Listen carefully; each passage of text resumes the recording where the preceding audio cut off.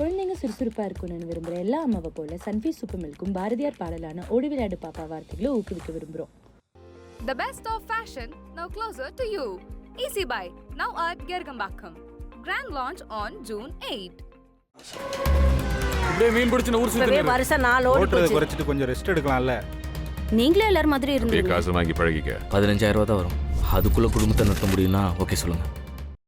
வணக்கம் ஃப்ரெண்ட்ஸ், நான் உங்கள் புகாரி. இன்றைக்கி நான் எங்கே இருக்கேன் அப்படின்னா கோயம்புத்தூர் இருக்கேன். என் கூட வந்து அனுஷியா இருக்காங்க. அனுஷியா வந்து ஒரு திருநங்கை. சில வருஷங்களுக்கு முன்னாடி தனியார் கால் டாக்ஸியில் டிரைவராக வேலை பார்க்க தொடங்கினேன் அனுஷியா. ஸோ அதன் பிறகு தனக்குன்னு ஒரு சொந்தமாக ஒரு வேலை இருக்கட்டும்னு சொல்லிட்டு இப்போ ஆக்டிங் டிரைவராக போயிட்டுருக்காங்க. கூடிய சீக்கிரமே சொந்தமாக கார் வாங்குற முயற்சினே இருக்காங்க. ஸோ அனுஷியா கிட்ட தான் பேச போகிறோம். ஸோ தொடர்ந்து சேனலில் பாருங்கள், சப்ஸ்கிரைப் பண்ணுங்கள். வணக்கம் அனுஷியா. வணக்கம் சார், எப்படி இருக்கீங்க? நல்லா இருக்கும் அனுஷியா. சார்லாம் சொல்ல புகாரி தான் என் பேரு.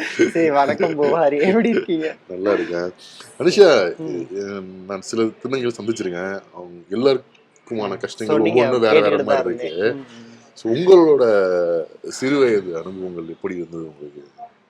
அது கசப்பான அனுபவங்கள் தான். இப்போ அதை சொல்ல வேணாம். நான் எனக்கு நடந்த நல்ல விஷயங்களை அவங்கள்ட்ட ஷேர் பண்ணிக்க விரும்புகிறேன்.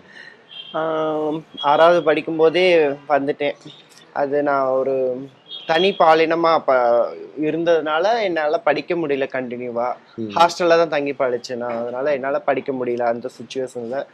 அப்புறம் அங்கேருந்து வீட்டை விட்டு வந்துட்டேன். வீட்லேயும் சொல்லிட்டேன், இந்த மாதிரி என்னை தேடாதீங்க, நான் ஒரு இடத்துல சேஃபாக தான் இருக்கிறேன் அப்படின்னு எங்கள் வீட்டில் எங்கள் அம்மா சொல்லிட்டேன். எனக்கு சொந்த ஊர் திருச்சிங்க. திருச்சியில் ஆண்டாள் ஸ்ட்ரீட் மலைக்கோட்டை ஏரியா தான். அப்போ எங்கள் அம்மா எனக்கு காணான்னு சொல்லி போலீஸ் ஸ்டேஷன்லலாம் கம்ப்ளைண்ட் பண்ணியிருந்தாங்க. அதுக்கப்புறம் நான் சொல்லிட்டு ஒரு இடத்துல தனியார் ஹோட்டலில் தான் வேலை பார்த்தேன் ஸ்டார்டிங்கில், சின்ன வயசுலேயே. ஏன்னா அப்போ சாப்பிடணுமே, சாப்பாட்டுக்காகவே ஹோட்டலில் தான் வேலை பார்த்தேன். அங்கே ரூமும் தந்துட்டாங்க. வீட்டை விட்டு வந்தாச்சு, படிக்கவும் முடியல. ஹோட்டல் போனோம் சாப்பாட்டுக்காக தான். நான் நிறைய தெருவுலலாம் படுத்துனேன்ப்பா. வீட்டை விட்டு வந்து வேற எங்கே போகிறது அப்படின்றது. அப்புறம் ஹோட்டலில் வேலை பார்த்து அடைக்கலம் கொடுத்தாங்க. அங்கேயும் கொஞ்சம் நான் டிஃப்ரெண்ட்டாக இருக்கிறதா அவங்க கூட இருந்தாங்க. அப்போ எனக்கு அங்கேயும் இருக்க பிடிக்கல. எப்போ எங்கே போகலான்ட்டு பார்த்து அதுக்கப்புறம் ஒரு திருநங்கை ஒருத்தங்க அறிமுகமானாங்க.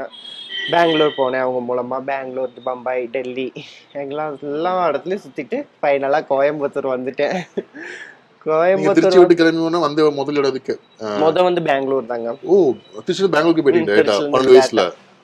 அப்ப என்ன விவரமே தெரியாது, லாங்குவேஜே தெரியாதுல்ல அப்போலாம். இப்போயும் தெரியாது. இருந்தாலும் அவங்க வீட்டுல வந்து சின்ன பிள்ளையா இருக்குன்னு சொல்லிட்டு வீட்டை பார்த்துக்க சொல்லி அவங்களுக்கு, எனக்கு சமைக்க தெரியுமா, ஹோட்டல்ல வேலை பார்த்த எக்ஸ்பீரியன்ஸ்ல சரி சமையல் பார்த்துக்கிட்டு அவங்களுக்கு ஒரு செல்ல பிள்ளையாவே தான் வளர்ந்தேன். அப்ப எனக்கு சர்ஜரிலாம் அவங்கள பண்ணல, நானே தான் இங்க வந்து கோயம்புத்தூர் வந்து தான் பண்ணிக்கிட்டேன்.